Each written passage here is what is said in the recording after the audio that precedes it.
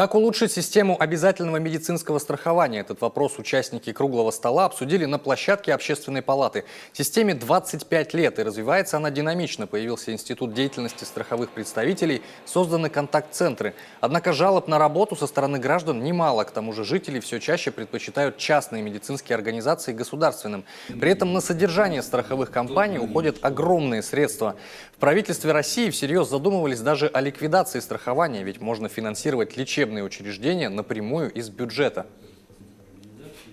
В 2018 году Республика Коми должна заплатить за неработающее население, как сказал Дмитрий Александрович, 6,5 миллиардов рублей на 2018 год за медицинскую помощь в системе обязательного медицинского страхования неработающего населения. Здесь включается страховой принцип, и средства федерального бюджета, федерального фонда обязательного медицинского страхования возвращаются в виде платежа на неработающее население уже в увеличенном размере.